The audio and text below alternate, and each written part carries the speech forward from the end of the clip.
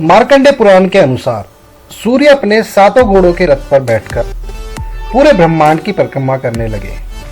इस परिक्रमा के दौरान सूर्य का रथ एक क्षण के लिए भी नहीं रुका, लेकिन निरंतर चलते रहने से तथा सूर्य की गर्मी से घोड़े प्यास और थकान से व्याकुल होने लगे। घोड़ों की यह दयनीय दशा देखकर सूर्यदेव उन्हें विश्राम देने के लिए और उनकी प्यास बुझाने के उद्देश्य से रथ रुकवाने का विचार करते हैं, लेकिन उन्हें अपनी प्रतिज्ञा का स्मरण हो जाता है कि वे अपनी इस अनवरत चलने वाली यात्रा में कभी विश्राम नहीं लेंगे। विचार करते हुए सूर्यदेव का रथ आगे बढ़ रहा था। तभी सूर्य को एक तालाब के पास 2 खर गधे खड़े दिखाई दिए। उनके मन में विचार आया, जब तक उनके रथ के घोड़े पानी पीकर विश्राम करते हैं, तब तक इन दोनों खरों को रथ में जोतकर आगे की यात्रा जारी रखी जाए।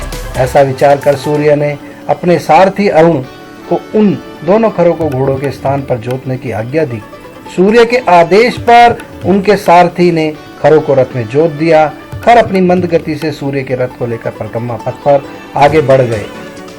मंद गति से रथ चलने के कारण सूर्य का तेज भी मंद होने लगा। सूर्य के रथ को खरों द्वारा खींचने के कारण इसे खर मास कहा जाता है। खर मास साल में 2 बार आता है, जब सूर्य धनु राशि में होता है, दूसरा जब सूर्य मीन राशि में होता है। ये दोनों राशि बृहस्पति देव की राशियां हैं। इस दौरान सूर्य का पूरा प्रभाव यानी तेज पृथ्वी के उत्तरी गोलार्ध पर नहीं पड़ता। सूर्य की इस कमजोर स्थिति के कारण ही पृथ्वी पर इन दौरान गृह प्रवेश, नया घर बनाने तथा नया वाहन, मुंडन, विवाह आदि मांगलिक शुभ कार्य वर्जित माने जाते हैं। किसी नए कार्य को शुरू नहीं किया जाता है, लेकिन इस मास में सूर्य और बृहस्पति की आराधना विशेष फलदायी होती है।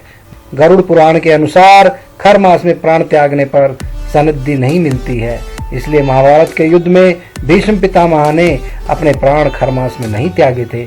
उन्होंने सूर्य के उत्तरायण होने का इंतजार किया था, और जब मकर संक्रांति के उपरांत जब सूर्य मकर राशि के अंदर आता है, तब भीष्म पितामह अपने प्राण त्यागते हैं। ध्यान देने की बात यह है, खर मास और मल मास में अंतर होता है। सूर्य के धनु और मीन राशि में आने पर खर मास होता है, यह साल में 2 बार आता है, जबकि मल मास 3 साल में 1 बार आता है। इसे अधिक मास और पुरुषोत्तम मास भी कहा जाता है। असुर हिरण्यकशिपु को वरदान था कि उसकी मृत्यु 12 मासों में से किसी मास में नहीं होगी, इसलिए भगवान विष्णु ने उनके वध के लिए इस मास की रचना की थी, जिसको अधिक मास भी कहा जाता है। और अधिक मास में भगवान विष्णु ने हिरण्यकशिपु का वध किया था। मल मास और खल मास में अंतर होता है।